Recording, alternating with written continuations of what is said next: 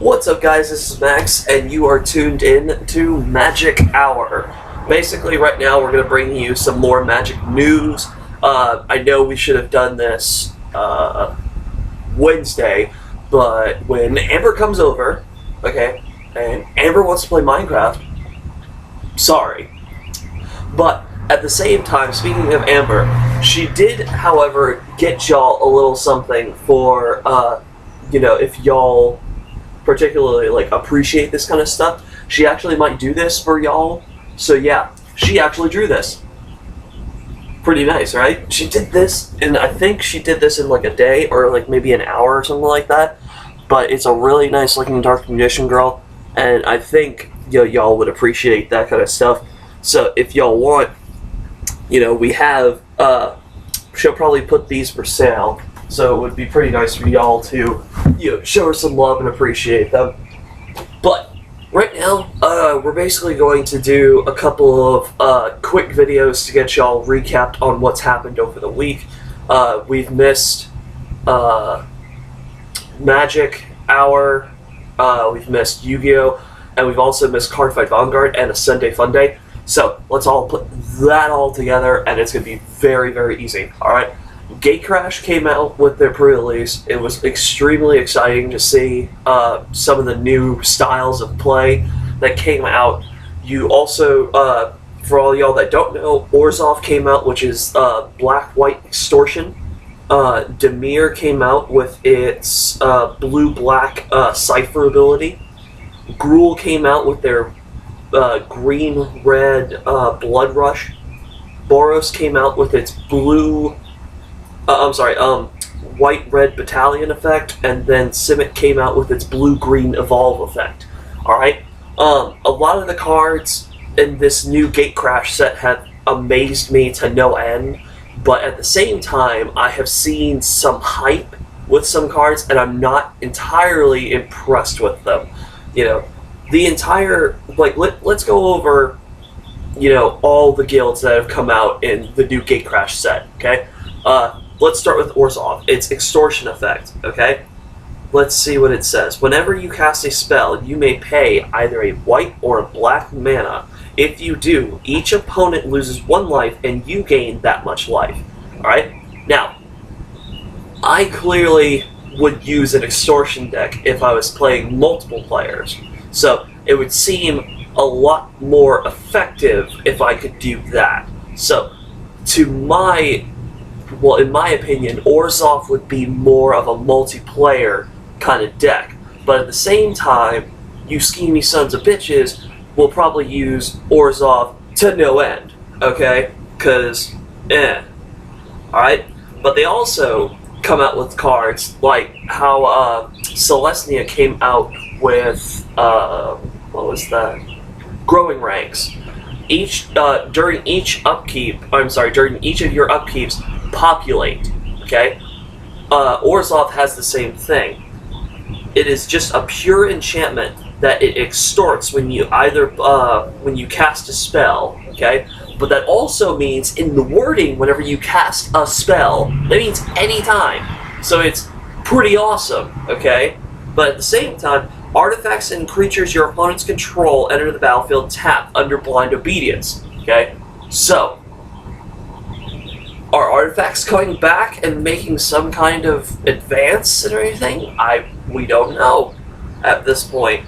But it also says your opponent's creatures. So, Orzhov could potentially be seen in, just the standard, league play, which would be pretty amazing, because that's what I'm going to try, ladies and gentlemen, and build. I'm going to make a white, black, red, simply because you can make Boros and Orzhov together, and you just simply go Soldier Rush with extortions. So, it's pretty crazy. Alright? Let's see. You get the Knight of Obligation. He's a 2/4 Vigilance with extortion. You get a 1/1 with Regenerate. It's not too bad. Let's see. What's some key cards? This is the Alms Beast. It's 2 colorless, 1 white, 1 black. It's a creature beast. It is a 6/6 that creatures blocking or blocked by this creature have lifelink. Potentially good for your opponent, potentially bad for bad for you, good for your opponent, bad for your opponent, good for you. It's but for a 6/6 for 4, so it's not too, it's pretty good. We've already talked about the Death Pact Angel, which is one of my favorite cards from this set. It's really cool. The High Priest of Penance. When he is dealt damage, you may destroy target non-land permanent. We've also seen Merciless Extinction. Exile all artifacts, or exile all creatures, or exile all enchantments, or exile all planeswalkers. Just because Day Judgment's out, they came out with that Planar Cleansing shit, and then because Planar Cleansing wasn't to everyone's liking, they came out with this. So, good day. Good day, good game. Let's see. And let's also go over their legendary creature. The Obazat Ghost Council for 1 colorless, 2 white, 2 black. It is a Spirit Advisor legendary creature. It enters the battlefield and target opponent loses 2 life and you gain 2 life. 2 for 2. So basically, you're extorting him for 2, but at the same time, you're getting 2 life, which is amazing. But you're not getting an extortion effect, so thank God, because I'm just going to keep flashing it back. I'm going to gain 4 life. I'm going to gain 2 life, 2 life, 2 life. You're going to lose 6 life total. At the beginning of your end step, you may exile this card, and if you do, return it to the battlefield under its owner's control at the beginning of your next upkeep. And it has haste. So, you don't even need, what's that card? You don't even need Cloud Shift in the deck. You just run this like it has Cloud Shift. Alright, so I can see Orzhov maybe getting some kind of play, and I'd be pretty excited to see it, because I would want to make a deck with just extortion, but, I have to see it get some kind of, I have to get it some kind of, what's the word? Forget. I can't think of it. Next thing we're going to go over Dimir with its Cipher ability, alright? Cipher. Then you may exile this card encoded on a creature you control. Encoding it means you literally just, put it on top of the card, kind of thing like that. And whenever that creature deals damage to a player, its controller may cast a copy of the encoded card without paying its mana cost. Alright? So let's go over, some of the Cipher cards, some of the sorceries that have Cipher. Alright? Hands of Binding. Alright? It's a common card, so let's see what it does. Tap target creature an opponent controls. That creature doesn't untap during its controller's next untap step. Alright? So, you activate the card, you tap it, and you tap, you tap the monster that they control, it stays tapped, okay? But you also encode it onto one of your cards. So let's say you give it to, an unblockable, you give it to a hexproof creature, an unblockable, so Invisible Stalker. You attack with Invisible Stalker, you tap a creature they control, it can't untap. Alright? So let's see. What else do they have? Last Thoughts, which is a 4 for 1 draw, but it's a 4 for a draw and a Cipher. So, it's a common card that allows you to draw, but it's a 3 colorless, 1 blue to just draw 1 card. But you also Cipher with the card, so you can actually just keep attacking and you can keep drawing. So, I'm thinking that even though it's a high mana cost, it's nothing to worry about because you're just going to be drawing the whole time with the card. Let's see. This is another one that I was incredibly excited to see. Stolen Memory and Stolen Identity. 4 colorless, 2 blue. It is a sorcery speed, and it's put a token on the battlefield that is a copy of a target artifact or creature. Alright? So for 6, you get to copy a creature or an artifact. And it also has the Cipher ability. So I'm just going to keep creating tokens all day long with this card and just keep making you know, I don't know. It's just gonna be crazy. Alright, let's see. What else is there to see? It just seems like it's gonna be a pretty interesting format for all of you Demir wanting players, Elton.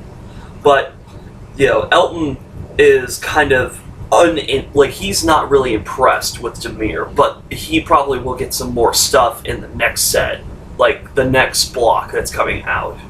Who knows? Alright? But, if y'all don't know what Demir's guildmate, their leader, Demir's mastermind, Lazov, he is a shape-shifting legendary creature for 2 blue, 2 black, and he is a 3/3. He is hexproof, and whenever a creature is put into the opponent's graveyard from anywhere, because the deck also revolves around milling your opponent out, you may exile this card. You may have this card become a copy of the card, except its name is still this card, and it's legendary in addition to its other types, and it also gains hexproof and this prior ability. So, it's just going to keep coming back, but it's going to get a lot more interesting to see what kind of stuff it can become, or what it can do. Let's see.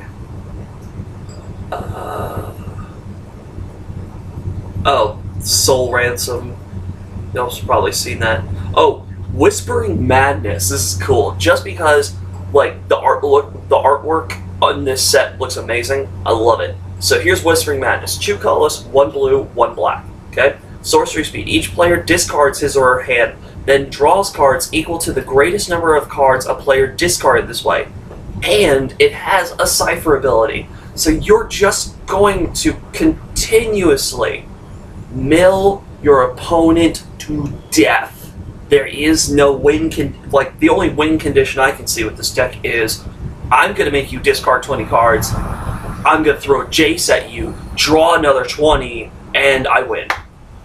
It's so stupid, but simply amazing, right?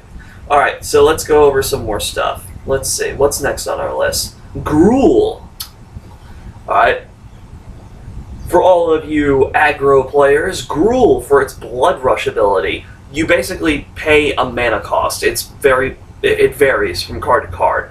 But literally, Blood Rush is you discard the card, it's most likely going to be a creature, with another mana cost. And target attacking creature gets a plus something until the end of turn, which is probably going to be the card's power and toughness. But if only there was a way that you could change that to, if you could somehow change the wording on a card from target creature to target creatures, just like how Izzet did that with, what was it? I can't remember now. I know it was like Electrickery, where it's like, target creature gets a -1/-1, and you pay over something. Like, you pay another mana cost, and it turns target creature to target creatures. So, it's pretty cool. I'm going to say that this Gruul is going to be like,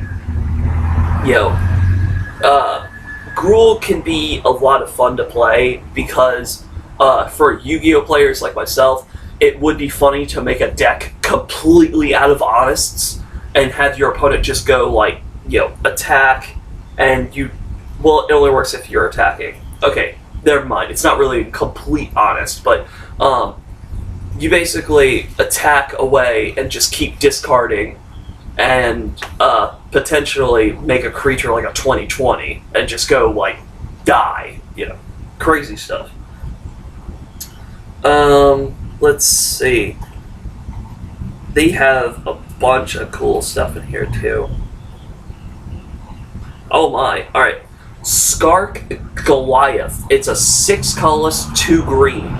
It is a beast creature with trample, and it has the Blood Rush ability. Its Blood Rush cost is 5 colors, 2 green, where you discard the card. Target attacking creature gets a +9/+9, and gains trample until the end of turn.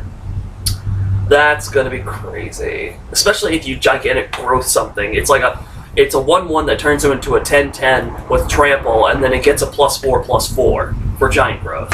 14/14 with trample, say good day, sir. Good day.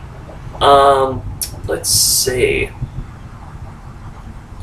They have Death Touch. They even have the Enraged card. It's the legendary creature Cyclops. It's a 4 colorless, 2 red, 2 green. It's a 7/6 with trample, and whenever it deals combat damage to a player, reveal the top 3 cards of your library. Put all lands revealed this way into your hand and the rest into your graveyard. You discard a land and it deals 3 to target creature or player. So you're basically, this is what I would do all day. Play the card, alright?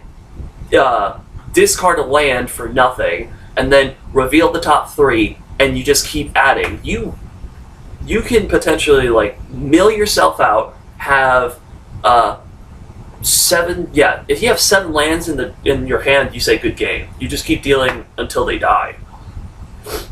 You know, I can get with this, but it's like, you know, it's not gonna be my kind of play.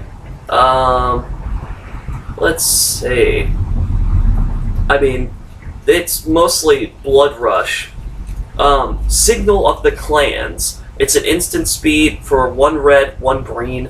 Search your library for 3 creature cards and reveal them. If you reveal 3 cards with different names, choose one of them at random and put that card into your hand, shuffle the rest into your library. You're just getting more ammo. And clearly, that guy looks like he's holding a horn, or he's holding, like, I don't know. He's probably holding a horn. But he could hold a gun and just be like, I got more ammo now. Alright? Let's go over some other stuff. Let's see, what's next on our list? Boros. This is gonna be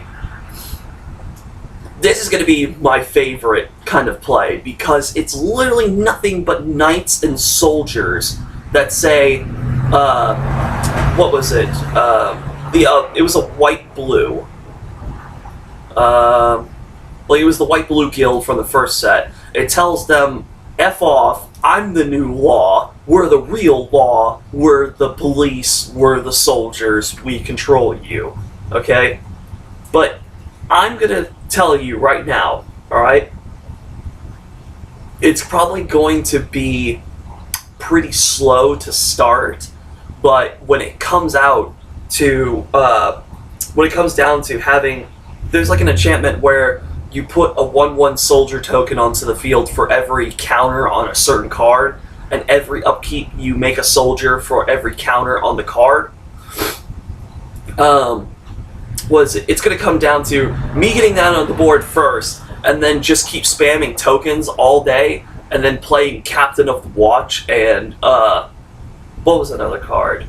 Odric you to death. Just because I'm going to attack with a bunch of cards with Battalion, and Odric's going to say, you can't block, and you're going to get laid to waste. Alright, let's see what we got. I mean, they're 1/1, alright? You know how in Innistrad they had Champion of the Parish? They have a 1/1 with Boros that is pretty cool, because it's a 1/1 with Battalion, alright? And it's for 1. Whenever this card and at least 2 other creatures attack, Boros Elite gets +2/+2 until end of turn. So it's going to attack, and let's say it's all 1/1s, okay? So you're attacking for 3, it's going to become a 5 damage. So it can change a couple of people's minds for that extra 2. Let's see, we have a Goblin Soldier creature. It's Legion Loyalist for 1 red. It's a 1/1 with haste and Battalion. But its Battalion is, whenever this card and at least 2 other creatures attack, creatures you control gain first strike and trample until the end of turn, and can't be blocked by creature tokens this turn. So, green-white hate? I don't know. It could be a lot of fun to see this. Oh, here it is. Assemble the Legion for 3 colorless, 1 red, 1 white. Enchantment. At the beginning of your upkeep, put a muster counter on this card, then put a 1/1 red and white soldier creature token onto the battlefield with haste for each counter on Assemble the Legion. I love it. It's awesome. Alright, another card. They have their Aloria the War Leader for 2 colorless, 2 red, 2 white. It's their angel legendary creature. It has flying, vigilance, and haste. Oh, I'm sorry, I forgot to say something. Bullshit. Alright? For a 3/4. And whenever this attacks, for the first time each turn, untap all creatures you control. And after this phase, there is an additional combat phase. Bullshit. Alright, Aloria's Fury for X colorless, 1 white, 1 red. It deals X damage divided as you choose among any number of target creatures and or players. Tap each creature dealt damage this way. Players dealt damage this way can't cast non-creature spells this turn. So yeah, green, white, hate. Let's see. What else do they have? I mean, they just got some really cool stuff. They have a 1 colorless, 2 red, 1 white Spark Trooper. It's an elemental soldier creature. It is a 6/1 with trample, lifelink, and haste. At the beginning of the end step, sacrifice it. A 6/1 with trample, lifelink, and haste. Give it first strike and it won't die. Let's see. They have their guild mage. They have their paladins. I mean, this deck is gonna be fun to play. I can't wait. You know.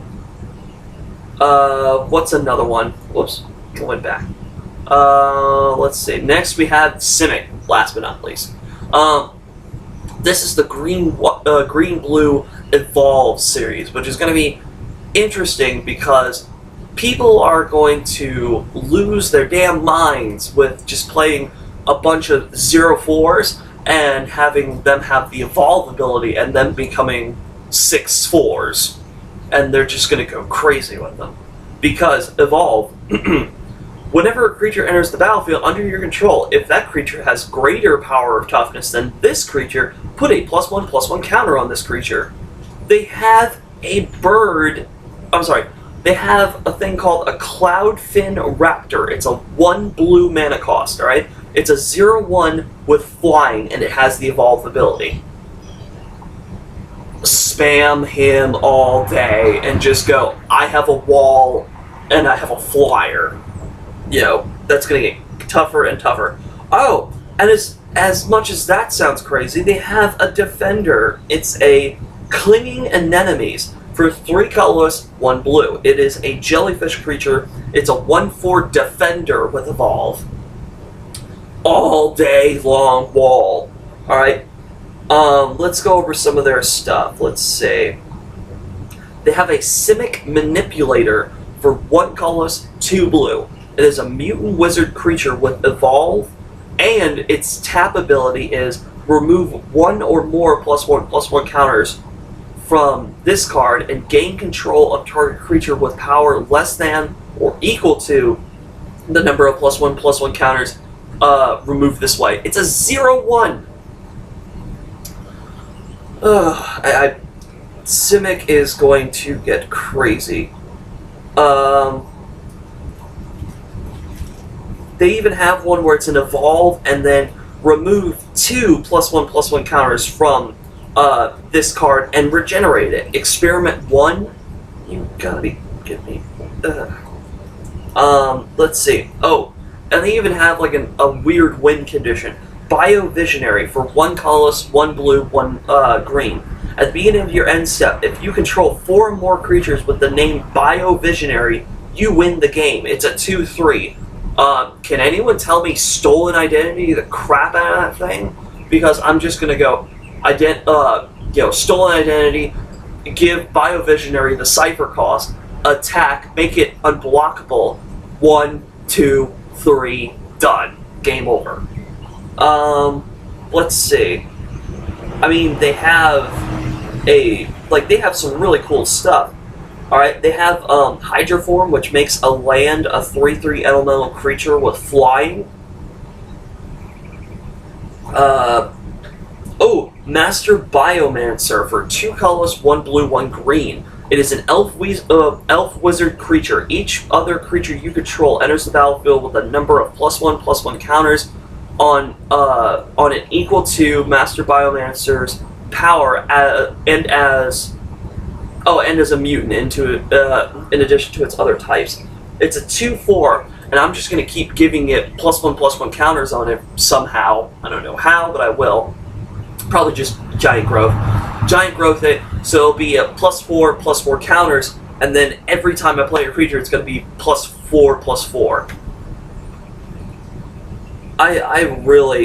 I'm thinking that this deck is going to be crazy to play against. And then they have their Merfolk Wizard Legendary Creature Leader, Prime Speaker Zanaga for Zagana. 2 colorless, 2 green, 2 blue.